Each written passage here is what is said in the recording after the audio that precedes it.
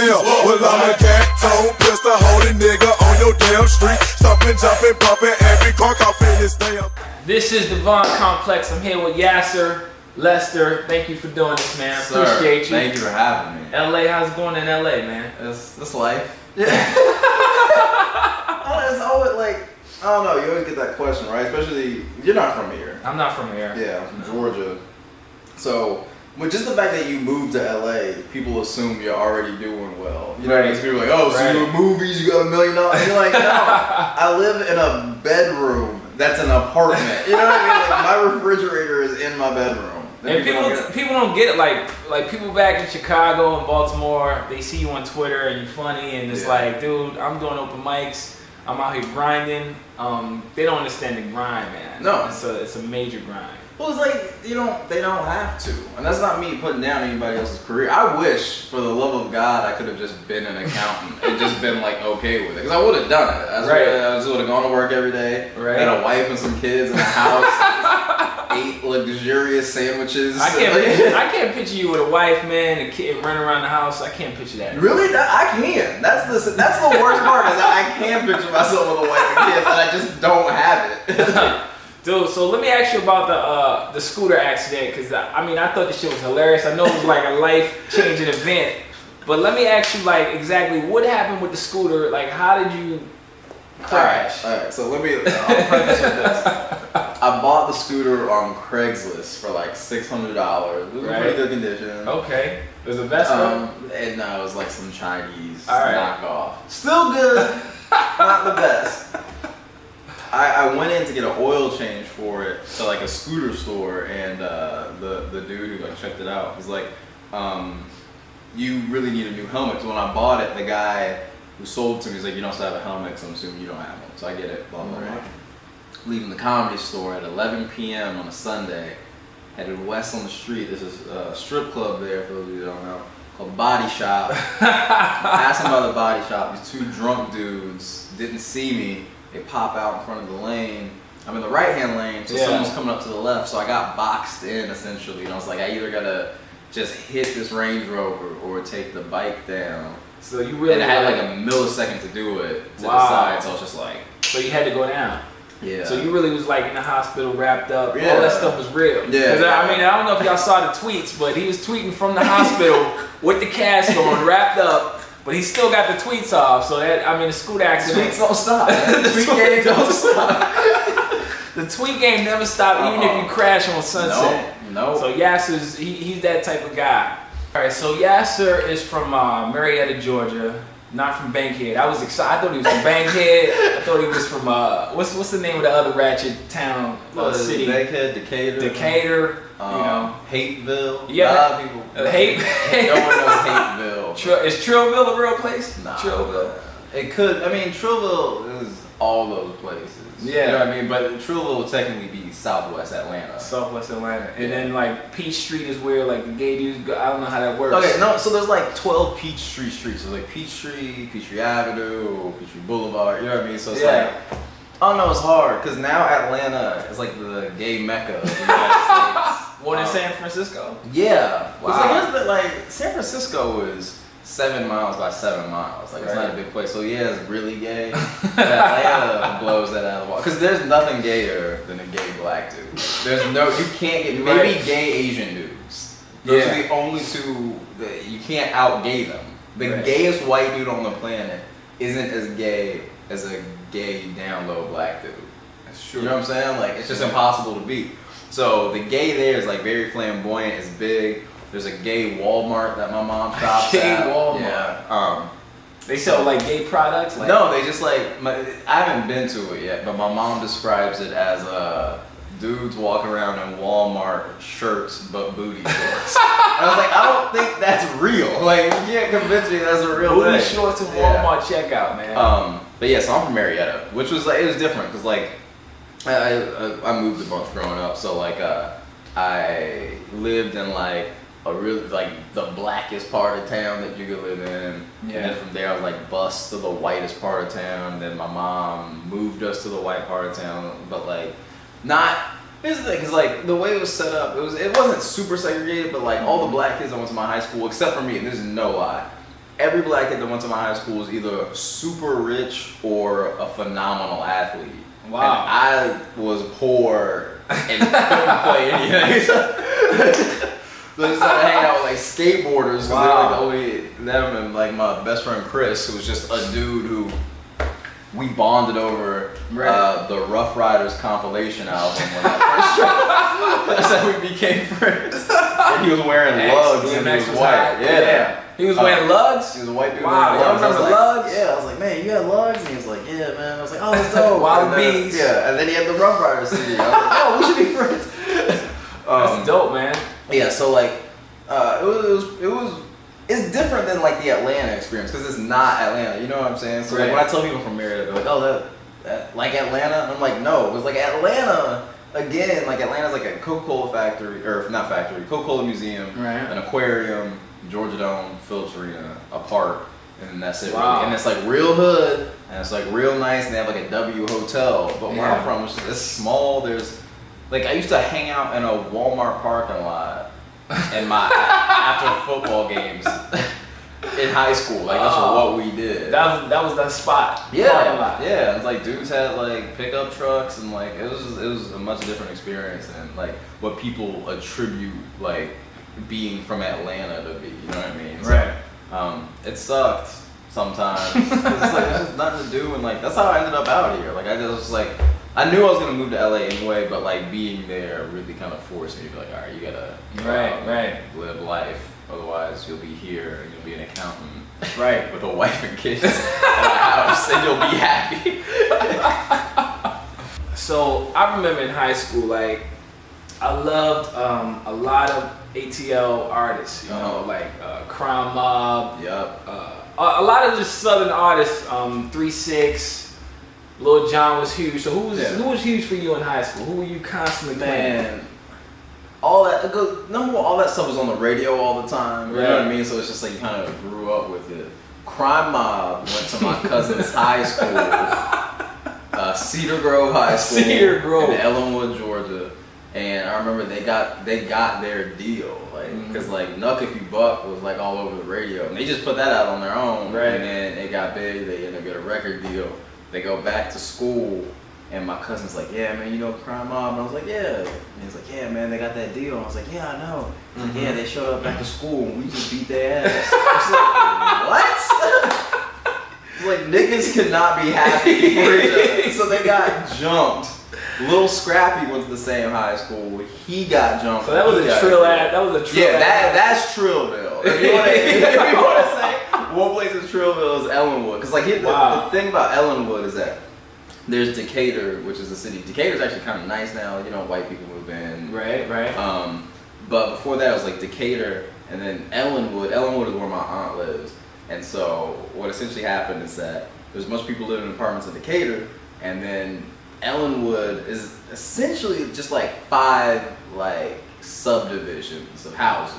Right. So they just made housing really cheap. So people are like, we don't have to live in apartments, we're gonna move these houses. So they all moved in the houses. It doesn't change the fact that they're hood forever. You know what I mean? They're building a new high school and like it's, you know, it's crazy. So it's just like hood kids and less hood kids interacting with one another. Crime Mob got beat up. They got it. Like, you ever wonder what happened to those? Like, it was another. What was the name of the group that made Party Like a Rock Star? Like, Shop Boys. Yeah, what happened to like? What are these guys doing now, man? Like Shop Boys.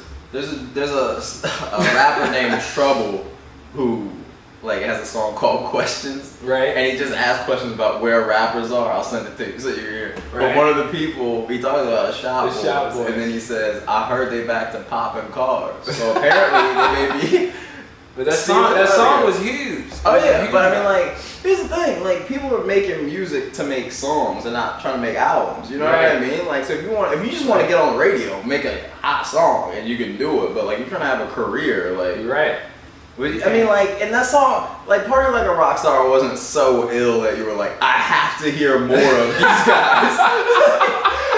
Like, I want the album. Yeah. Like, you were like, oh, okay. It was a ringtone record. Yeah. That was huge back then, 04, 03. God, ringtones. Do you remember, like, when ringtones were first like, and then, like, the first time you heard one with drums and you were like, the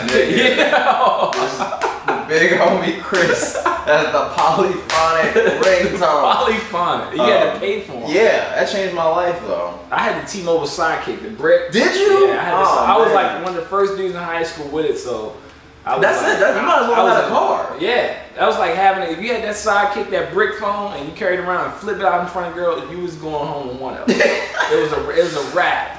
No, I had a Motorola that was just like just but I had that. You remember when they used to make those leather elastic cases that would like slide over and then like a plastic cover? Yeah, I had that up until like I graduated. Damn. Then got the polyphonic.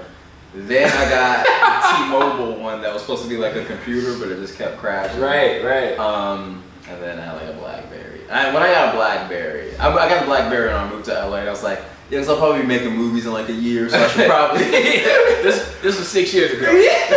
No, 8. It was 8 years ago. 8 years ago.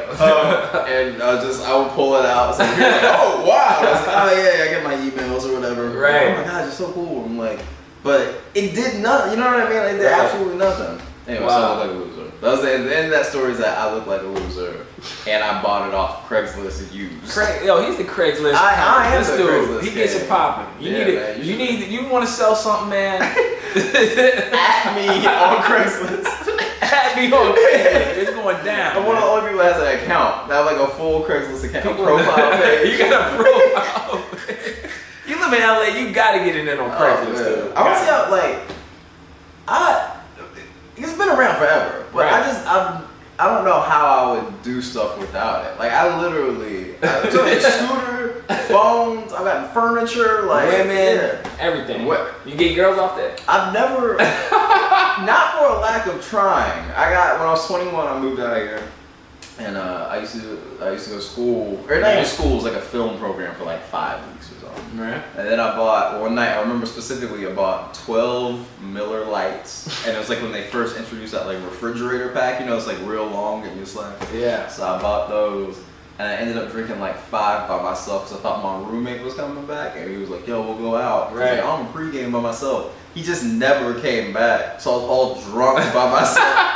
And so I went on Craigslist casual encounters and just started literally just hitting every, and the one was like, I'm 500 pounds. And I was just like, hey, what's up? My name is Yassir. So, Wow. No responses. No responses.